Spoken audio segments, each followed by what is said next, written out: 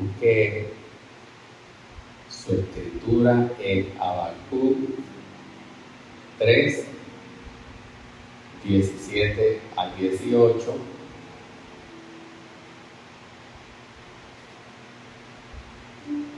Habacuc, profeta Habacuc, capítulo 3, versos 17 al 18, dice la escritura en el nombre de Cristo Jesús.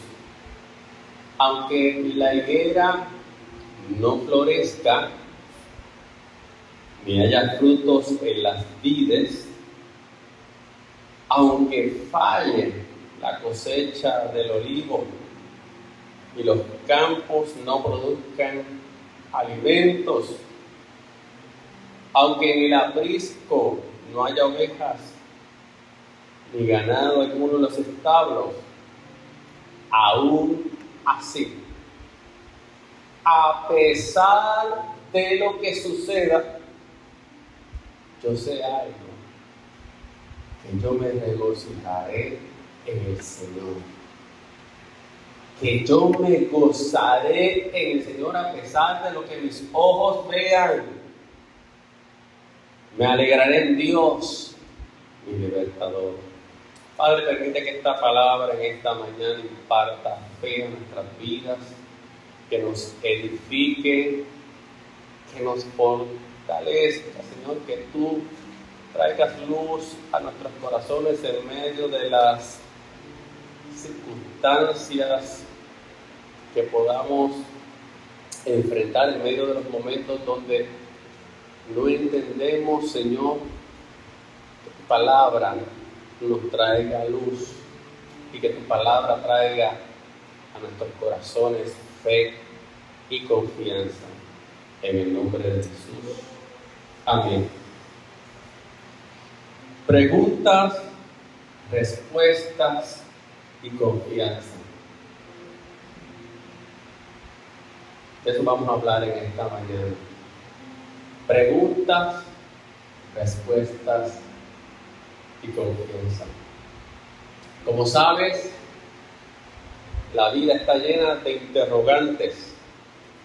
Por eso nos hacemos tantas preguntas, desde las dudas infantiles de la infancia, y por qué esto, y por qué lo otro, hasta las preguntas existenciales de la vida. Muchas de esas preguntas que nos hacemos ya cuando entramos a la adultez. Así que muchas veces estamos llenos de nuestros cómo, de nuestros por qué, y buscamos respuestas que nos satisfagan. Realmente es algo que es de cada uno de nosotros los seres humanos. Y el profeta Habacuc estaba buscando respuestas. Habacuc quería respuestas. ¿Por qué? Porque él estaba perturbado por lo que estaba viendo, por lo que estaba observando, y le formula a Dios preguntas que no eran tan fáciles de contestar, por lo menos en términos humanos. Y el libro de Habacuc, cuando usted empieza a estudiarlo, son 3 capítulos, pero va a ver que comienza con un sinnúmero de preguntas que el profeta le está haciendo a Dios. Y en el libro, él entra en un diálogo con Dios. Es un diálogo entre Dios, entre el profeta y Dios. El profeta indaga, el profeta investiga, el profeta pregunta, y lo interesante es que podemos ver en este libro que recibe respuesta. Ahora, el asunto es que muchas veces las respuestas que tal vez esperamos no son las respuestas que queremos. A veces pedimos respuestas de parte de Dios, y muchas veces Dios va a estar dispuesto para responder, pero estaremos preparados para esa respuesta que Dios nos quiere dar.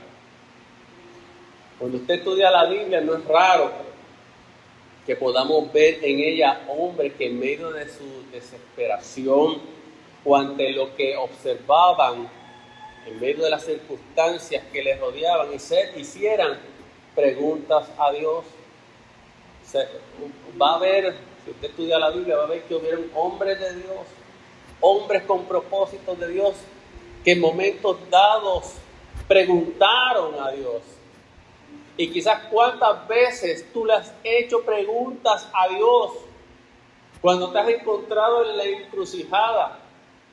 Tal vez cuando te has encontrado entre la espada y la pared. Tal vez cuando no has entendido qué es lo que te está sucediendo, qué le sucede a tu entorno, qué le sucede a tu familia. Y vienen esos famosos ¿por qué? ¿Por qué no haces algo, Dios? ¿Por qué no me respondes? ¿Por qué permites esto? Aleluya. Y la Biblia no nos esconde que eso es parte de nuestra situación humana. El hacernos preguntas que van más allá de mera curiosidad intelectual. Preguntas muchas veces existenciales. Los profetas, por ejemplo, que escuchaban la voz de Dios, no siempre comprendían lo que Dios les estaba diciendo. Y ante esto preguntaban, indagaban, hacían preguntas. Cuando usted se va al libro de los Salmos, va a ver cómo los salmistas, cómo los que escriben, hacen en oración preguntas a Dios. Y sabes que aún el mismo Jesús, en su momento más crítico, le dijo al Padre, le dijo a Dios, Dios mío, ¿por qué me has desamparado? ¿Por qué nos hacemos preguntas? ¿Sabes por qué? Porque somos seres finitos, somos seres limitados y queremos entender, queremos comprender, queremos saber razones. Y pensamos que si recibimos respuesta, nos vamos a sentir satisfechos, o por lo menos eso creemos. Hacemos preguntas porque no siempre tenemos la capacidad de ver el cuadro completo de lo que Dios está haciendo, de lo que Dios quiere hacer. Somos limitados, no podemos ver tras bastidores lo que Dios está haciendo. Aleluya. No podemos ver tras bastidores lo que Dios va a hacer en el escenario de nuestras vidas.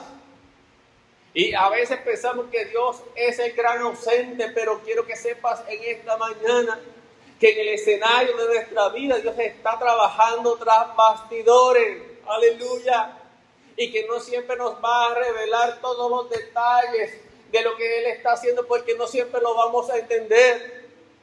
De hecho, a veces vas a pasar por etapas en la vida y por procesos que te vas a estar cuestionando.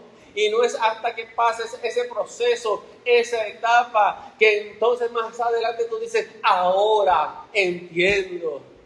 Aleluya. Pero si Dios tal vez te hubiese dado unas explicaciones en ese momento que estabas atravesando, quizás no hubieses entendido. Así que te tocó esperar, te tocó desarrollar la fe, te tocó confiar, te tocó pedirle a Dios, dame comprensión, dame contentamiento en este proceso. Y más adelante, cuando Dios puso tu pie sobre roca y miraste hacia atrás, dijiste, ahora entiendo. Ahora entiendo por qué sucedió esto.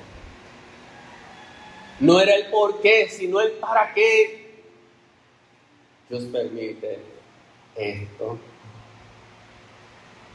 En el caso de Habacuc, el profeta, y espero que hoy cuando tú salgas de aquí te estimules a leer este libro del profeta Habacuc. De hecho, déjame entre paréntesis, los profetas tenían una manera particular de hablar. Y a veces te va a decir, pero es que yo no entiendo lo que quiere decir. que pasa es que muchos profetas utilizaban la poesía para expresarse. Muchas de las cosas que profetizaban, las profetizaban en un formato de poesía. Entonces usted tiene como que indagar un poco para entender. No te lo decían en palabras planas, usaban a veces metáforas para resaltar lo que Dios estaba diciendo, usaban figuras, y es bueno que tengas eso en consideración para que puedas entender. Y eso hacía que el mensaje del Señor, que era dirigido a un pueblo que entendía esto, fuera más significativo. Es decir, era un pueblo que Dios le hablaba con ciertas ilustraciones, con ciertas figuras, con ciertas metáforas, para que entendieran, y este pueblo entendía y resaltaba la importancia de lo que el profeta quería decir. Pero de alguna manera, aunque el mensaje fuera fuerte, Dios se lo decía de una manera poética, pero sin restar la importancia al mensaje. Así que coja esa orejita para que cuando alguien te quizás dice, pero es que este hombre dice tantas cosas y yo como que no lo entiendo. No, es que en el género que ellos hablaban muchas veces era en poesía. Así como los salmos son poesía, pues los profetas muchas veces hablaban de esta manera. Bendito sea el nombre del Señor. Entonces, ¿qué pasaba con Habacuc? El profeta estaba allí en medio de Judá y observaba cómo allí en medio del pueblo, de la ciudad, el justo era oprimido por el impío sin que se le hiciera justicia. Así que la maldad predominaba y era lo que Habacuc veía todos los días. Y él como profeta se cuestionaba y se decía a sí mismo, ¿por qué el impío no recibe el castigo? O quizás decía, ¿por qué Dios no responde a las oraciones que hago para hacer justicia a estos que son oprimidos, a estos que son blancos de la maldad o de la criminalidad o de lo malo? Es como si el profeta reclamara a Dios, ¿por qué no actúas? ¿Por qué no haces algo? ¿Alguna vez le has dicho a Dios eso? ¿Alguna vez le has reclamado a Dios? Yo me recuerdo que yo tenía un pastor que predicaba y contaba de un caso de esta persona, un cristiano, pero que de manera irreverente, tú sabes lo que le decía a Dios: o te vistes o te haces rolo. Así le increpaba a Dios.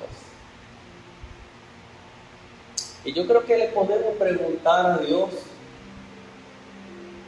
pero no podemos ser insolentes, ni altaneros, ni reclamarle a Dios como si Él estuviera obligado a darnos respuesta de lo que Él está haciendo.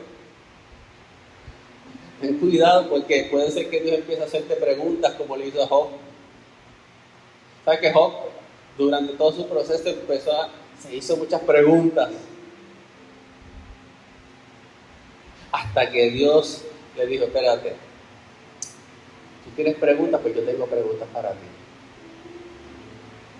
Ajústate los cinturones porque ahora yo te voy a hablar. ¿Y dónde estabas tú cuando yo creaba el mundo? Aleluya. Sí, porque a veces nosotros tenemos preguntas y cuando Dios empieza a preguntar, a veces nosotros hacemos tantos reclamos, pero si Dios empezara a reclamarnos a nosotros, porque a veces nos creemos en el derecho de reclamarle muchas cosas a Dios y nos basamos en una teología, nos basamos en una creencia. No es que Dios me tiene que responder porque Él dijo que me iba a responder. Él me dijo, clama a mí, yo te responderé. Pues Él tiene que responderme. Entonces creemos que Dios tiene que hacer las cosas al momento, instantáneamente. Y si Dios no puede empezar a reclamarnos.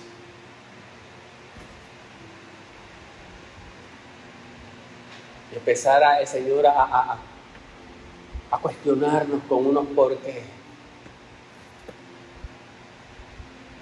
¿Dónde nos meteríamos nosotros? Creo que se nos quitaría el deseo de estarle reclamando tanto a Dios. Digo, si esto fuera por obras, si el Evangelio fuera por obras, ¿cuántas obras Dios tendría que reclamarnos a nosotros? Si fuera por obras, Dios nos diría, pero ¿qué tú das? ¿Qué tú me estás dando a mí para pedirme tanto? Si fuera por obras, aclaro, quizás el Señor nos dirá, pero ¿por qué tú me estás pidiendo a mí? Si tú simplemente vienes un domingo a la iglesia y que haces el gesto del tiempo, si fuera por obra. Pero gloria a Dios que no es por obra, que es por gracia. Aleluya. Pero lo que quiero que veas es que a veces nosotros le reclamamos a Dios y que nosotros estamos dando, en qué posición nos estamos poniendo. Aleluya. Y verdaderamente a veces creemos que nos merecemos todo. Aleluya. Pero fíjate que Habacuc no está haciendo simples preguntas de ejercicios intelectuales. Habacuc estaba viendo un mundo que estaba muriendo y eso le partía el corazón. Le dolía mirar la condición que él veía en Judá: violencia, opresión, maldad, los justos sufriendo injusticia, y estaba perplejo ante todo esto. Y lo más que tal vez le incomodaba a Habacuc era tal vez no ver que Dios hacía algo, que Dios no intervenía. Esa era la primera queja que tenía Habacuc. ¿Por qué no hace justicia? No le hace justicia a los justos. ¿Y por qué permites que la maldad prevalezca? ¿Y sabes qué? Dios respondió. ¿Se ha pegado? Dios responde. Amén. Dios responde, pero como te decía al principio, ¿estás listo para la respuesta de Dios? ¿Estás listo para lo que Dios te quiere decir? Mira cómo Dios respondió. Capítulo 1, verso 5. Miren a las naciones, contémplenlas y quédense asombrados, porque estoy por hacer en estos días cosas tan sorprendentes que no las creerán aunque alguien se las explique. ¿Y sabes qué? Que el Señor sigue hablando, y ¿sabes lo que le anuncia a Habacuc? Le dice en el verso 6: estoy incitando a los caldeos, a los babilonios, a ese pueblo despiadado e impetuoso que recorre toda la tierra para apoderarse de territorios ajenos. Cuando el profeta escucha esto, porque el Señor lo que le estaba indicando, ok, Habacuc, tú tienes esta queja.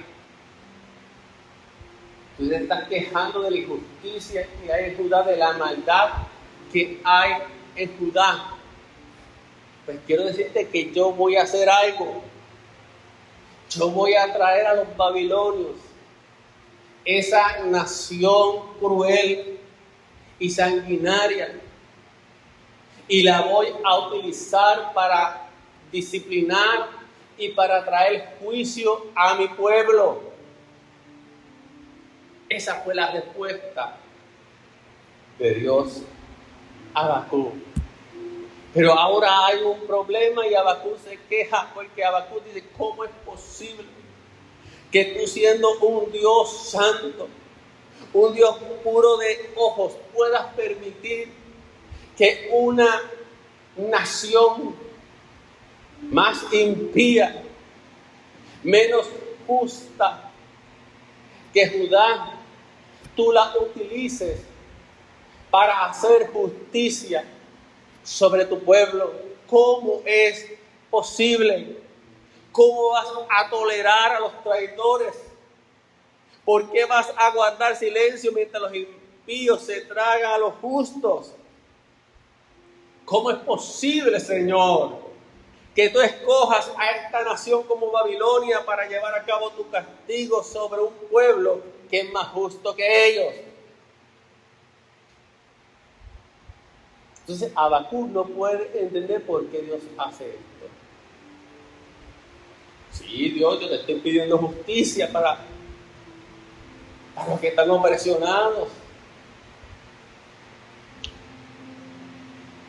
Pero no te estaba pidiendo que utilizaras una nación pagana para que hicieras esto. Entonces el profeta entra como en un conflicto.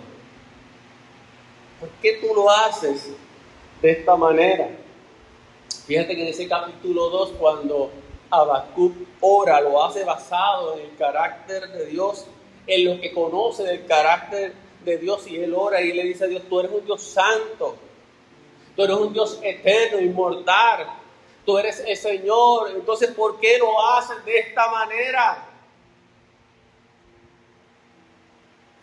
Fíjate que cuando llegan las respuestas a nuestras vidas, a veces no son las respuestas que queremos escuchar.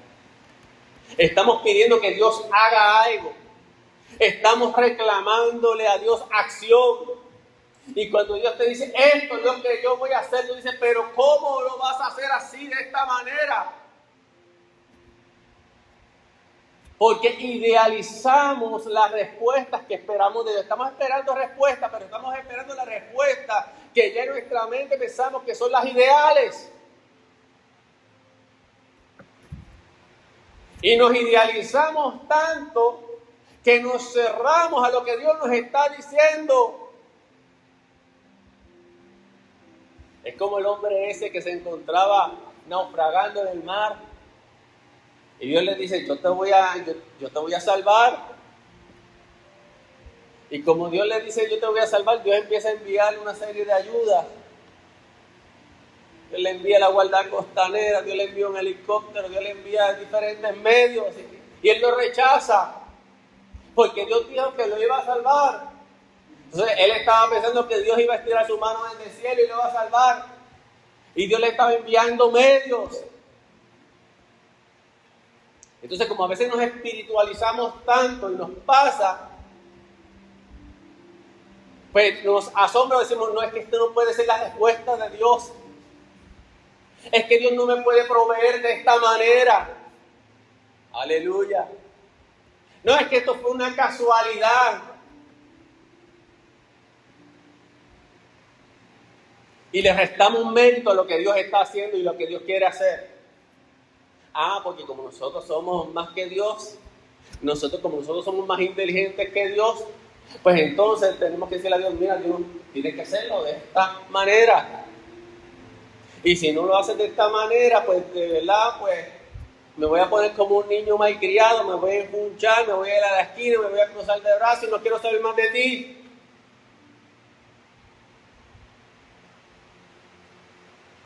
¿Sabes? Hubo un hombre, y esto también es otra anécdota que nos contó un pastor que teníamos.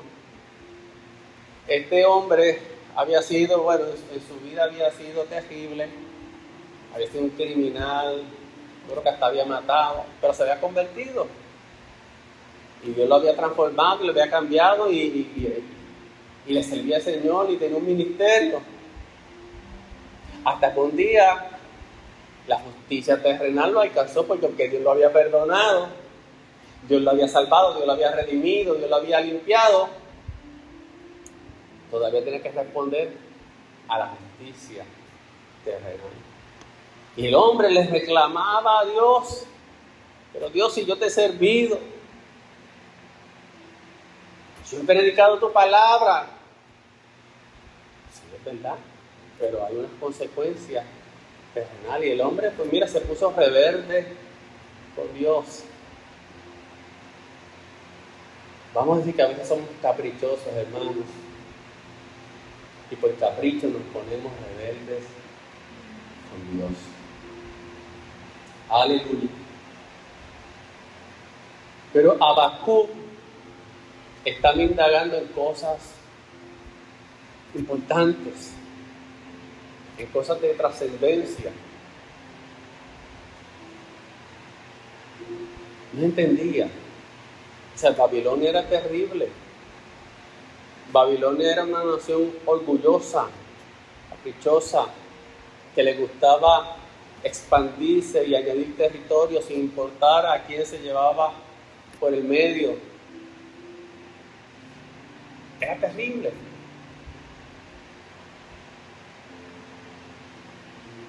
El profeta, Señor, ellos son los que merecen el juicio. Es como si el profeta dijera, mira, la maldad de Judá es cosa de niños al lado de la maldad de Babilonia. Entonces, Dios, tú me estás diciendo que tú los vas a utilizar para hacer justicia cuando ellos son injustos.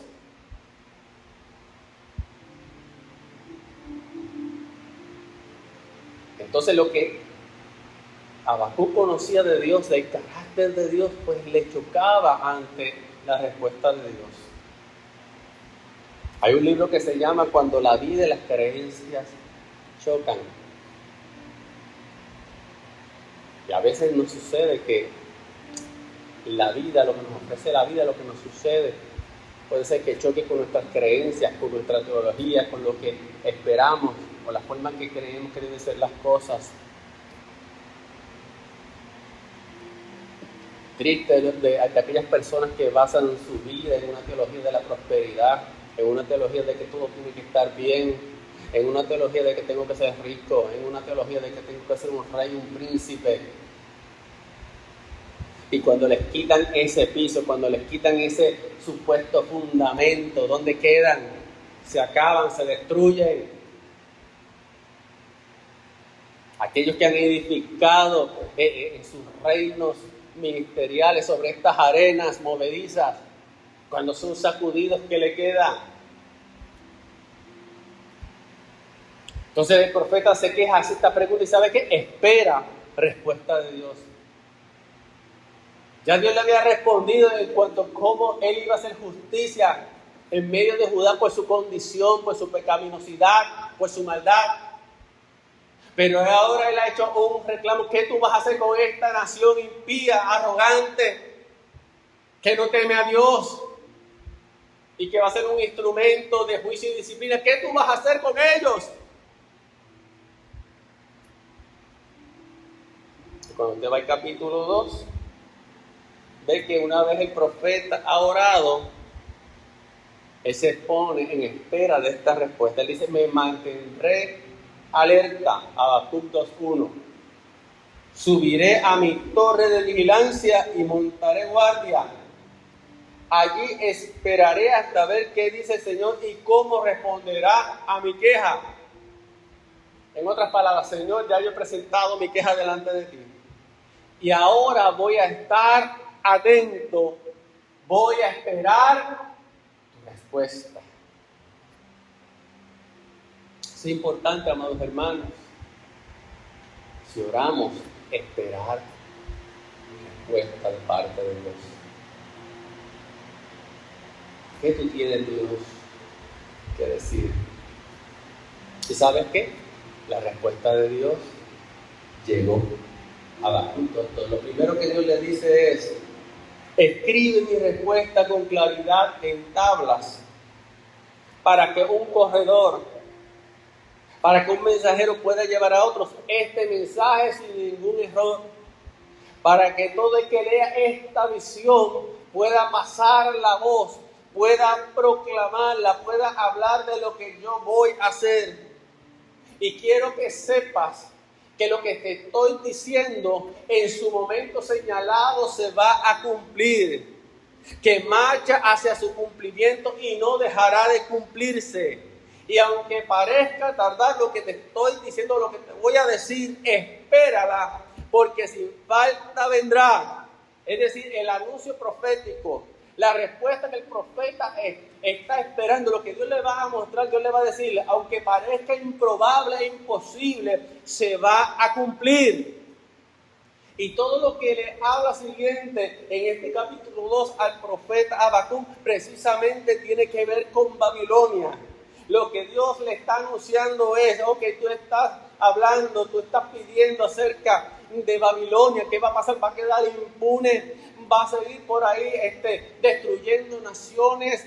¿Va a hacer juicio sobre nuestro pueblo y tú no vas a hacer nada? Y Dios le está diciendo, no, Babilonia va a ser destruida. Babilonia sí va a caer. Babilonia también va a recibir el juicio y va a recibir el pago por sus pecados. No va a quedar impune.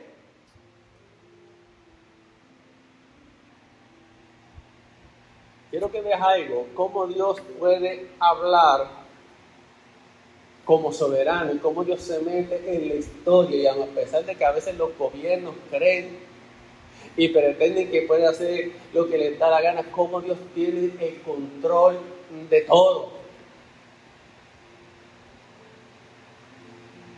En el año 539 a.C., Babilonia cayó. 66 años luego de que el profeta Habacuc lo hubiese dicho. Como Dios lo dijo, así fue, Babilonia cayó. Vaya conmigo un momento al versículo 4, para que veas cómo Dios se expresa de Babilonia. Dios dice de Babilonia, el insolente. Se refiere a Babilonia como insolente. Una persona insolente, una persona que obra con orgullo, con jactancia, con soberbia.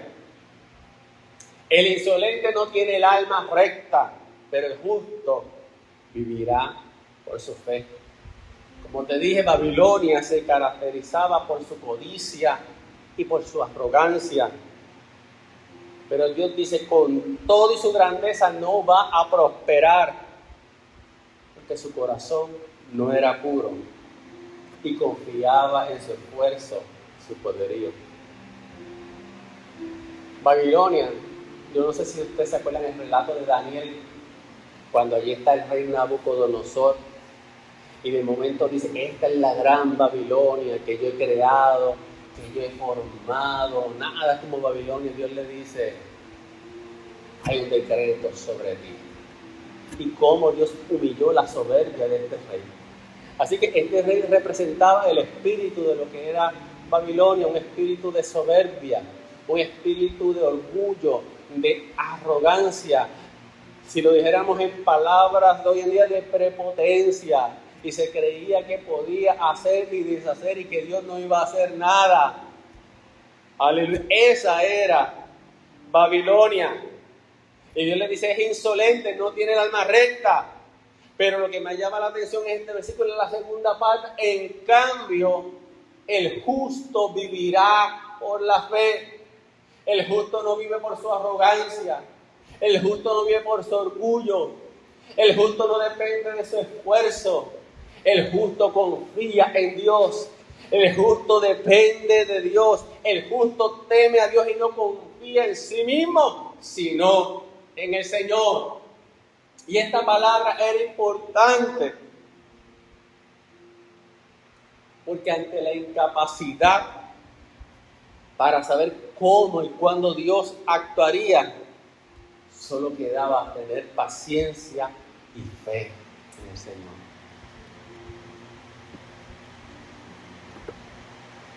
Yo creo que a todos nos gustaría saber cómo Dios va a obrar, anticipar los movimientos de Dios. Dios le dice al profeta, en el tiempo señalado. Pero ¿cuál es el tiempo señalado? Mañana, la otra semana, el próximo mes, el próximo año. Queremos saber. Y Dios dice, no te lo voy a decir.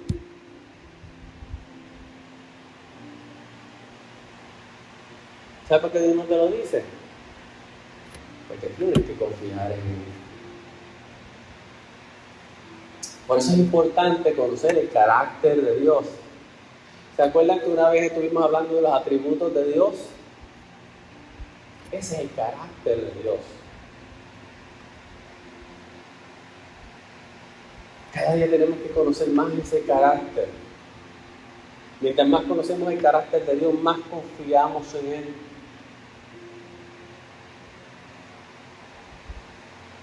Y podemos expresar, yo sé que Él sabe lo que está haciendo. Que lleguemos a ese punto donde digamos, no me cabe duda, que aunque no entiendo, estoy en esta montaña rusa, sube y baja, pero yo sé lo que Dios está haciendo. Así que Amarilis, Dios sabe lo que está haciendo. Con todos estos truenos de Trump, que están trayendo un poco de incertidumbre ahora a nivel federal, Dios sabe lo que está haciendo. Así que ten paz en el Señor y confianza, aunque sea sacudida. Dios sabe lo que está haciendo. Aleluya. Gloria al nombre de Cristo. Dios le responde y le dice, yo voy a hacer justicia. No es en tu momento, ni es cuando tú quieras, pero Babilonia recibirá el pago. Y como te dije, así efectivamente fue. Entonces ya en el capítulo 3, después de estas quejas, después de esta indagación que hace Habacuc responde con una oración de confianza en el Señor. Es interesante, amados. Esto tú lo vas a ver también muchas veces en los salmos. Tú vas a ver en los salmos la experiencia humana ante circunstancias, ante adversidades, ante cosas que no entiendes. Y la vas a ver expresada en los salmos. Pero vas a ver cómo muchos salmos empezaban desde ese punto de vista humano y cómo terminan ubicándose en la perspectiva de Dios y cómo terminan confiando en Dios y cómo terminan alabando a Dios. Y en los primeros 2 capítulos de Habacuc tuvo unos diálogos, unos diálogos donde recibe respuesta. Y aunque todavía en el capítulo 3 yo no creo que Habacuc lo entendiera todo, sin embargo puede responder con una oración de confianza. Aleluya. Él ora. Y en ese capítulo 3, él ve a Dios primeramente como un guerrero descomunal cuyos enemigos no prosperarán. Aquellos que hacen justicia recibirán su pago. Pero a la vez manifiesta su confianza y su esperanza en Dios a pesar de no comprender completamente la forma de actuar de Dios. Y ya quiero terminar entonces con estas palabras finales de Habacuc en el verso 17, que es muy interesante estas palabras porque mientras que tú ves a un Habacuc que en los primeros 2 capítulos está trayendo esta queja delante del Señor, no puede aceptar o no puede recibir del todo lo que Dios va a hacer y la manera en que Dios la va a hacer. Ahora vemos a un Habacuc, no es que se resigna, pero tiene contentamiento, tiene confianza y tiene paz en Dios y puede expresar entonces. Y él dice, aunque pase lo que va a pasar, porque amado, lo que iba a pasar era que Babilonia iba a venir y iba a arrastrar con todo Judá, con toda la nación, la iba a destruir, iba a destruir el templo, se iba a llevar cautivo a las personas, las iba a llevar a Babilonia. Israel iba a quedar desolado. Una cosa terrible. Pero ahora se puede levantar en fe y él dice, aunque ocurra todo esto, y él lo dice de una manera bien bonita, bien poética. O sea, lo que está diciendo, Habacuc estaba hablando de las consecuencias de lo que va a pasar, pero lo dice de una manera poética. Aunque la higuera no florezca, ni haya frutos de las vides, aunque falle la cosecha del olivo y los campos no produzcan alimento, porque todo iba a estar desolado. Aunque en el aprisco no haya ovejas, no iba a haber ovejas, no iba a haber ganados, nada. Aún así, yo me regocijaré en el Señor y me alegraré en el Dios de mi salvación, mi libertador.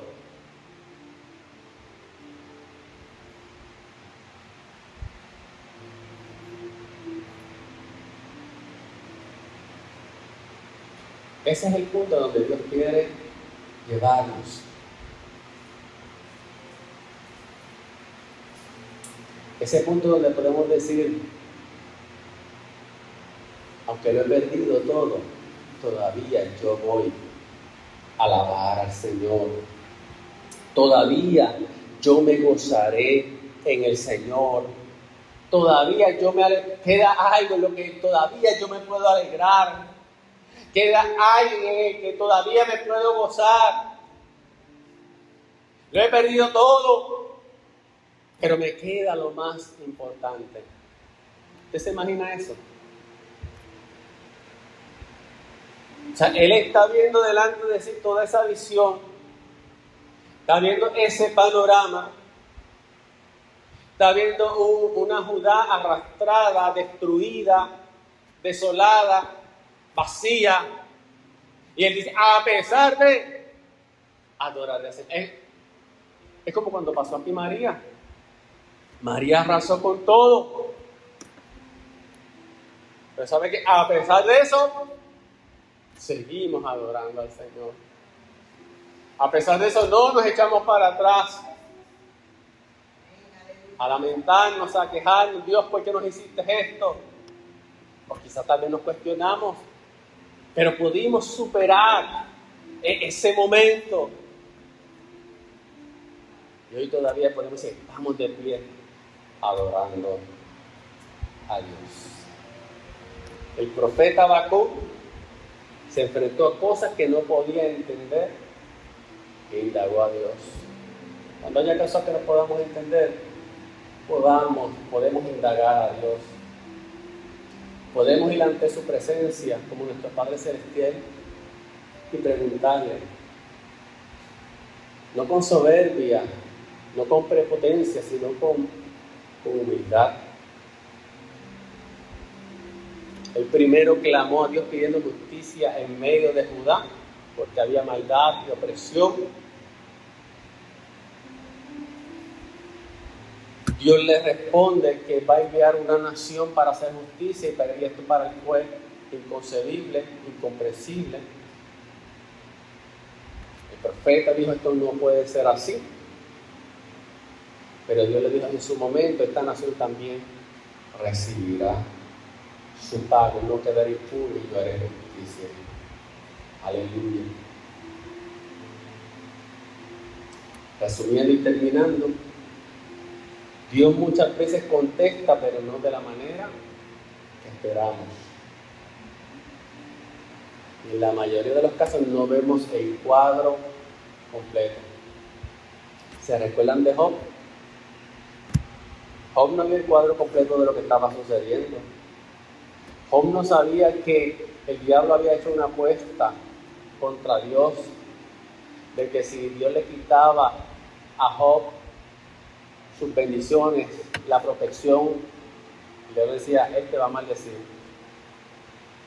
Y Dios permitió que el diablo lo pudiera zarandear y lo pudiera tocar en unas áreas para probarle a Satanás que Job no maldeciría. Pero Job no sabía nada de eso. Job decía, ¿por qué me ocurre esto a mí? Y los teólogos amigos de él, cada vez presentando su punto de vista teológico, no es que a ti te pasa esto porque pecaste. No es que a ti te pasa esto por estos otros. Pero no, Job no podía ver porque Job estaba inmerso en la situación, no podía ver desde afuera. Miren, nosotros tenemos un privilegio grande cuando en la Biblia nosotros podemos ver el cuadro completo de lo que le sucedió a hombres de Dios, lo que enfrentaron, y podemos ver también el cuadro completo de lo que Dios estaba haciendo. Pero en nuestras vidas no es así. En nuestras vidas simplemente nosotros miramos el escenario de nuestro día a día. Ese escenario que muchas veces nos trae preguntas. Ese escenario que muchas veces nos trae dudas. Aleluya, y no tenemos la capacidad de ver todo lo que está ocurriendo. Pero sí tenemos la capacidad para poner nuestra confianza en Dios. Amén, y saber que aunque no estamos viendo lo que está pasando tras bastidores, Él sí tiene el control. Él es soberano, aleluya. Lo que Él permita, Él sabe por qué lo permite.